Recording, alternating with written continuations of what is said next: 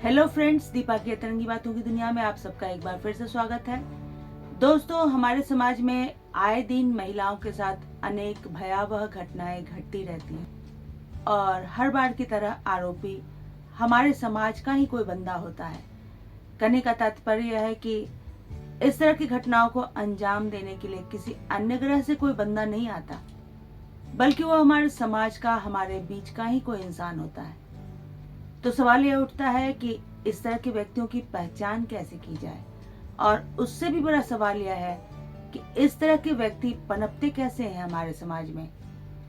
इन सवालों के जवाब ढूंढने के लिए आज मैं आपको सच्ची घटनाओं पर आधारित एक कहानी सुनाऊंगी। यह कहानी है 19 वर्षीय बिभू नाम के एक लड़के की।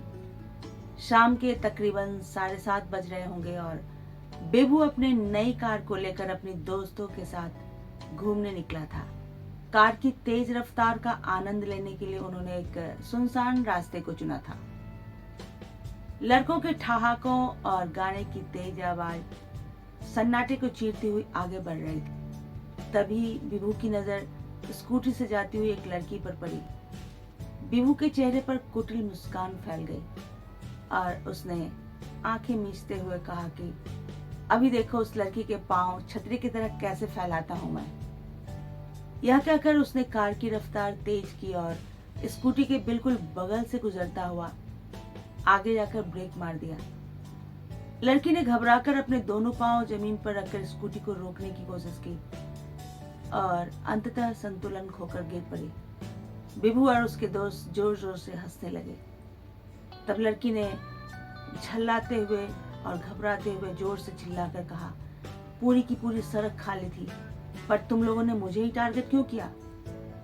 तब बिभू ने मुस्कुराते हुए कहा कि मुझे लड़कियों के पैर छतरी की तरफ फैलते हुए देखना अच्छा लगता है, इसलिए। तभी सामने से कुछ अन्य सवारियों को आते देखकर बिभू और उसके साथी भाग खड़े हुए। लड़की ने बिभू के खिलाफ शिकायत दर्ज करवा दी। बिभू के माता पिता ने पुलिस को पैसे खिलाकर मामले को रफा दफा तो कर दिया, परंतु बिभू की एक मौसी को जब यह बात पता चली तो उन्होंने बिभू की माँ से कहा कि मुझे लगता है बिभू की काउंसलिंग करवानी चाहिए, क्योंकि उसका नजरिया औरतों के प्रति सकारात्मक नहीं दिखता है। बिभू की माँ ने अपनी छोटी बहन की आवाज को दबाना चाहा, परंतु बिभू की मौसी के बार बार जिद करने की वजह से बिभू और उसकी माँ काउंसलिंग करवाने के लिए तैयार हो गए। बिभू की मौसी ने अपनी जान पहचान के काउंसलर के यहाँ उनकी अपॉइंटमेंट बुक करवा दी। माँ बेटे जब काउंसलर के पास पहुंचे तो काउंसलर ने उन्हें देखते ही पहचान लिया। दरअसल वे 10 साल पहले बिभू की क्लास टीचर हुआ करती थी। उनकी स्मृति फलक पर वे सारी घटनाएं तरोताजा हो गईं। काउंसलर ने बिभू की माँ से कहा कि बिभू की काउंसलिंग तो मैं बाद में करूंगी ही, परंतु उससे पहले मैं आपसे कुछ बातें करना चाहती हूँ। आपको शायद याद होगा कि बिभू जब छोटा था उस वक्त भी मैंने आपको कुछ समझाने की कोशिश की थी। दरअसल बच्चे वही सीखते हैं जो हम उनके सामने करते हैं।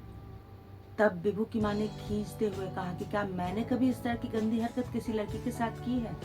आप भला कहना क्या चाहती हैं? तब काउंसलर ने बड़े ही शांत भाव से कहा कि बिभू ने बचपन से लेकर आज तक जिन घटनाओं को, जिन बातों को एक्सपीरियंस किया है, इसकी जानकारी तो उसके केस हिस्ट्री को स्टडी करने पर ही पता चलेगी, परंतु बिभू के बचपन से जुड़ी हुई कुछ घटनाएं आज भी मुझे अच्छी तरह याद है। स्कूल में रक्षाबंधन का त्योहार मनाया जा रहा था और बिभू ने यह कहकर राखी बंधवाने से साफ इनकार कर दिया था कि मम्मी ने मुझे राखी बंधवाने से मना किया है। जब मैंने आपसे कारण जानने की कोशिश की तो आपने कहा था कि जब बिभू की अपनी 2 बड़ी बहनें हैं ही तो किसी अनजान लड़की से भला राखी क्यों बंधवाएगा वो?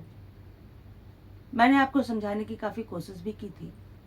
उस वक्त आपने अनजाने में ही बिभू को दुनिया की उन तमाम लड़कियों की फीलिंग्स और इमोशंस से अनजान बनना सिखा दिया। बिभू शायद यह कभी समझ ही नहीं पाया कि उन लड़कियों के भी कुछ फीलिंग्स होते हैं, उनके भी कुछ इमोशंस होते हैं। आपकी इस छोटी सी हरकत ने आपके बेटे के मन में किस तरह के विचारों के बीज बो दिए होंगे, जरा कभी सोच कर देखिएगा। चूंकि मैं बिभू की क्लास टीचर थी तो मुझे एक और वाकया याद आ रहा है, मैं उसका भी जिक्र करना चाहूंगी। एग्जाम्स चल रहे थे और सिटिंग अरेंजमेंट के आधार पर बिभू को किसी लड़की की बगल में बैठना पड़ा था। तब आपने स्कूल आकर मुझसे ये कहा था कि मेरे बेटे को किसी लड़की की बगल में ना बैठाया जाए। जब मैंने कारण जानना चाहा तो आपने कहा था कि मैं नहीं चाहती कि मेरा बेटा किसी लड़की के चक्कर में पड़े। लड़कियों के साथ बैठेगा तो उसके साथ दोस्ती करेगा, और जब दोस्ती होगी तो उनके चक्करों में पड़कर अपनी ज़िंदगी बर्बाद कर लेगा। प्लीज़ आप मेरे बेटे को किसी लड़की की बगल में ना बैठाएं। मैंने आपको उस वक्त भी काफ़ी समझाने की कोशिश की थी। मुझे आज भी याद है, 9 वर्ष का बिभू बड़े ध्यान से आपकी बातें सुन रहा था। आपने अनजाने में ही अपने बेटे के मन में लड़कियों के प्रति न जाने कितनी सारी नकारात्मक भावनाएं भर दी और आपको पता भी न चला। शायद यही वजह है कि बिभू लड़कियों को सिर्फ और सिर्फ एक ऑब्जेक्ट के रूप में देखता है जिसके साथ वो अपना इंटरटेनमेंट कर सकता है। यह सुनकर बिभू की माँ गुस्से से तमतमा उठी और उन्होंने कहा कि आप कहना क्या चाहती हैं कि मेरा बेटा लड़कियों की इज्जत नहीं करता?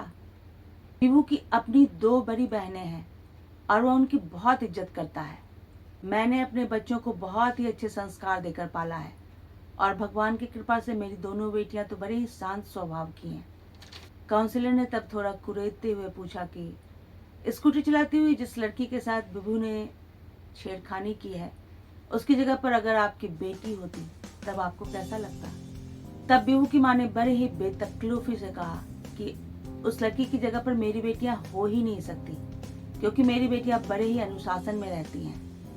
सड़कों पर खुलेआम स्कूटी और कार ड्राइव करने की इजाजत तो मैंने अपनी बेटियों को कभी दी ही नहीं है।